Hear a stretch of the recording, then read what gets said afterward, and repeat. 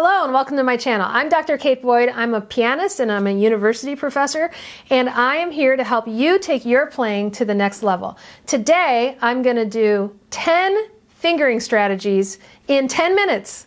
So let's get started. The first idea I want to share with you is using hand positions to determine fingering. I'm looking at Rachmaninoff G minor Prelude from Opus 23, and here I am trying to minimize the number of times I change my hand position because it goes up and down the keyboard. I'm in measure 35. I'm going to play the bass octave, then I'm going to play these two as one hand position, then these ones as one hand position, and then back down, and then so I really only have to change hand positions. So I'm fingering that 2-1, 5-3, 2-1, and then back down, and then 1-2-5. Same thing here. And then here it's 5-3-2-1. So every time I'm moving my hand between the hand positions. The next fingering strategy I'm going to show you is about octaves. This doesn't work for everybody because sometimes your hand is just not big enough to do this, but if your hand is large enough, I recommend playing legato octaves. I'm in Beethoven's Opus 2 number 1, his first piano sonata, and I'm in measure 18, and this is this line, what this line sounds like with just fives. When I use 4 on the top, I can connect it and then make it more smooth. Even with the pedal, it sounds smoother and feels smoother. So I recommend when you have those octaves, play the legato line on the top with 5-4 as much as possible to get that smooth musical phrase. Strategy number 3, use finger substitution to make a legato line instead of only relying on the pedal. I'm looking at Debussy's first Arabesque in the middle section, in the tempo rubato, and I've written in the fingering here for you. So you can see I'm doing on the top line 5-4, 5-3, and I'm using finger substitution to go from my third finger, substitute to the fifth finger with the key still held down so that I can connect to the fourth finger after it. So I'm playing that line completely legato. So without the pedal, it sounds like this. So the top line is quite legato. The reason we do that is because it feels more musical and it sounds more phrased when you are playing it connected. You can watch my video about legato playing right up there. Fingering strategy number 4 also has to do with legato, and it has to do with when you have a melodic line in the top line and then you have an accompanimental figure that is split between the hands. We want to anchor our hand on the melodic line and not just play it detached. I'm in Grieg Piano Concerto, measure 23 of the first movement. It goes like this. And I want to make sure that I'm actually sinking into the melodic line and also the bass. So then the notes in between are on the surface of the keys. So without the pedal, it actually sounds like this. Notice that I'm over-holding those notes. I'm holding them at their full length and connecting them when I can. That helps so much with the richness of the line and stability of your hand. Fingering strategy number 5. When you are playing a piece of music, look for recurring patterns that happen over and over in different keys and try to use the same fingering on every single time it appears, even if that means you have to play the thumb on a black note. The example I'm going to show you is fairly clear here. It's Shostakovich Second Piano Concerto from the third movement, measure 109, where he's quoting Haydn in C major, etc. Then on the next page, he goes in 117 to a few different keys. I'm still using the same fingering. And then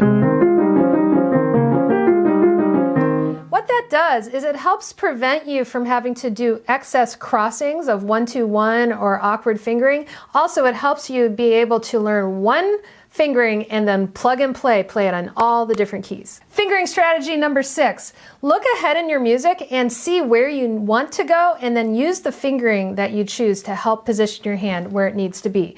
I'm looking at the Brahms Scherzo in E flat minor. I'm in measure 119 and I'm looking at this grouping here. Notice that there are 3s here, here, and here, and that is because that's where I'm going. I want to go to here. I want to go to this grouping. These are different hand positions.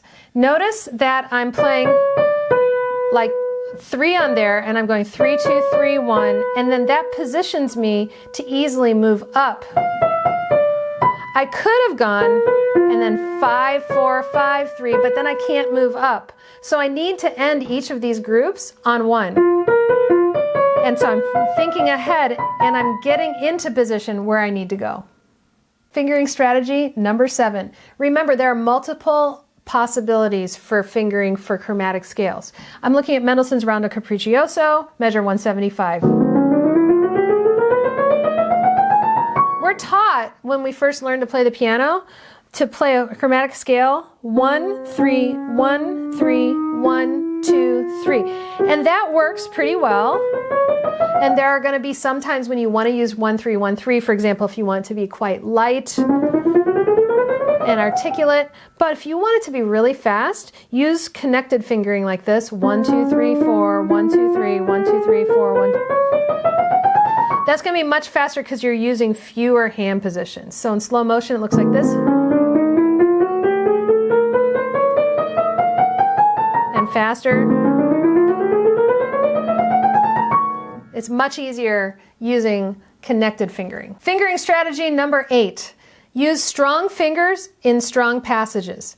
The hand has 5 fingers. Fingers 1 and 2 are leader fingers. They're stronger fingers. Fingers 4 and 5 are following fingers. They're weaker fingers. 3 can go with 1 and 2 sometimes, and 3 can go with 4 and 5 sometimes. It kind of does both. Now I'm looking at Chopin Nocturne, Opus 55, number 1. I'm in measure 48.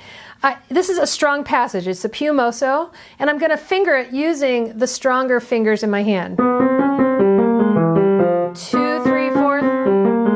Sometimes people might look at that and be inclined to go 3, 4, 5, but 5 is a weak finger, so we want to stick with 1, 2, and 3 as much as possible. And that's stronger in both hands, so I'm staying. That helps me play with much more strength and power. Fingering strategy number 9. When you play trills, try skipping a finger instead of playing adjacent fingers. That'll help you play trills much faster. So what I'm talking about is when you have a trill, instead of trilling 3, 2, 3, 2, for example, or 2, 1, play 3, 1, or 4, 2. Or even 4-1 sometimes, but 3-1 or 4-2. So here's my example from Mozart K330, movement 1. So I'm going 3-1, 3-1, 3-1. The reason that works so well is because when you play trill, you're going to be using rotation, and you can get much more momentum and play much, much more quickly. It'll feel much easier. Plus, you're kind of using more of your hand, and so it feels more balanced. So try that on your trills. Fingering strategy number 10. Avoid using the same finger twice on quick turns. This is in the same vein of what we were just talking about with regard to trills. And I'm going to look here at Haydn B minor Sonata. You can see the very beginning. We have that. And a lot of times it'd be very tempting to go 3, 2, 3, 3, 2, 3. But instead it's faster to change fingers. So here I'm going to finger it 3, 2, 1, and then 3, 3, 1, 2 because of the black key. And you can see the editor wrote 3, 2, 1 there. So it's much faster. I can make a much faster turn than if I just go, because I'm using the momentum of my hand as I change fingers.